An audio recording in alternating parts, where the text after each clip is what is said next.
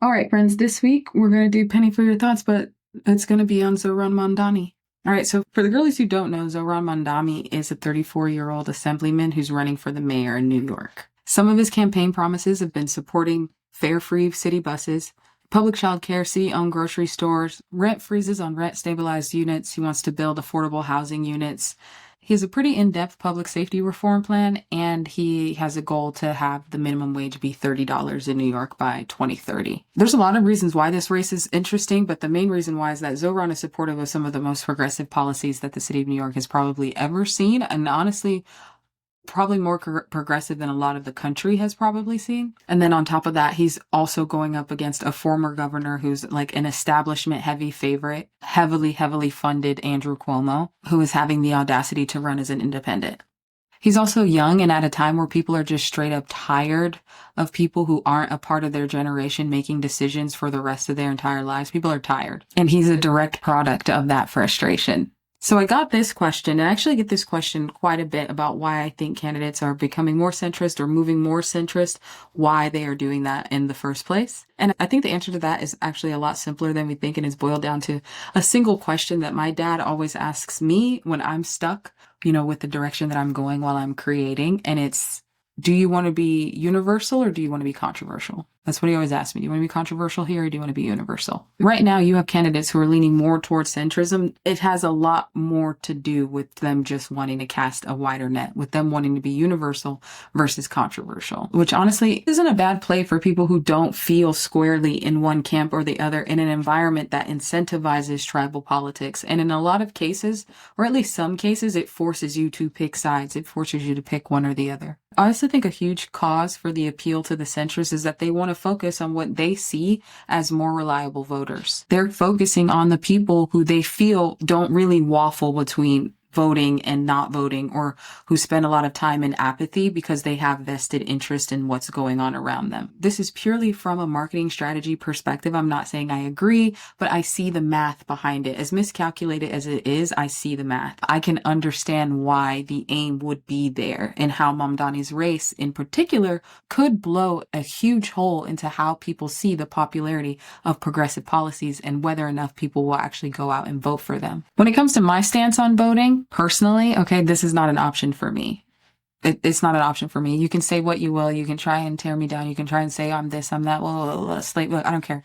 The amount of blood that was shed for people who look like me to be able to vote it's a non-negotiable for me. Now, with that being said, I do believe that there is some level of corruption and election fraud afoot. Okay, I definitely feel that way. A lot less in local elections, but I do believe that it occurs. And at the same time, I also know and have seen firsthand that there is a complete disengagement when it comes to being a citizen, when it comes to your roles and responsibilities of being a citizen. And the number of people who feel apathetic or just checked out while still paying taxes and still participating in all of the other social contracts is just too damn high. Too damn high. It's too high.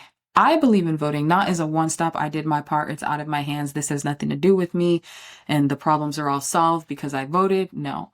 But I do see it as more of a stepping stone onto the pathway of, one, radicalization, and two, system-wide change. And because of the credibility of this administration right now, voting is more of an ideal than a representation of democracy. Like, as long as you are voting with that understanding that this is an ideal, ideally you would want people to be able to vote in free and fair elections in a democracy. That would be the ideal. But I stand on the fact that there are very few things that will radicalize a person faster than following the rules, doing what they're supposed to be doing what they're told to be doing as a citizen, in order to affect change. They're going to the city halls, they're calling their congressmen, they're sending text messages, they're doing phone bankings, they're spending their free time to research candidates. They're already limited free time to research policies.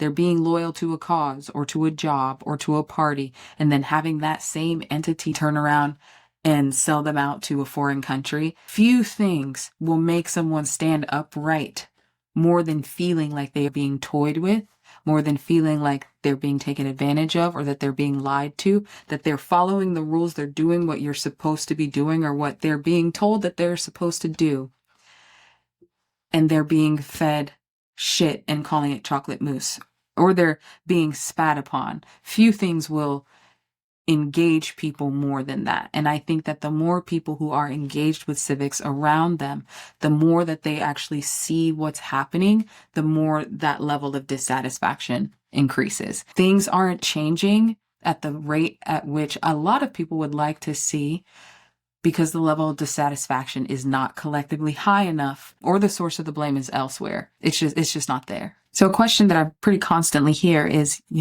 what will it take? What will it take? What will it take for America to do this? And I'm gonna keep it a buck with you. We don't have to guess what that is, because the change formula already shows us that, okay? Change equals dissatisfaction times your vision of what could be, what is better than what we are currently living. And then the first steps required to get to that vision has to be greater than the resistance. Change can only come if the dissatisfaction times the vision times the first steps are greater than any form of resistance, any form of comfort, any form of apathy. Okay, so we don't even have to guess. There's a formula there for it. Change can only occur when the dissatisfaction multiplied by the vision of something different or something better, multiplied by the first steps that would be required to get to that vision, are greater than the resistance to change. It has to be greater than the resistance to change, and we're just not there yet. The dissatisfaction and the vision and the first steps are not together, and they're definitely not greater than the current resistance to change. There's just not enough people actively engaging civically, and that creates a cycle where honestly a lot of people feel like they have nothing to complain about, so they go about their day getting inconvenienced in 1,000 tiny ways by poor policy and political corruption. I saw someone say very recently something like, I really need y'all to stop acting like the government doesn't owe us anything, because it quite literally does. Okay, they literally do. It's only when people are engaged that they then become more fed up than they are fearful, and then can finally see what is happening around them, and then the dissatisfaction increases, and then change becomes possible. If swells of people vote and it becomes undeniable, and I'm not talking about an echo chamber, I am talking about such strong numbers and strong engagement that people would be forced to have real conversations. That's when we start to have conversations about what a better system could actually look like, and we start questioning things a little bit more instead of just accepting the status quo.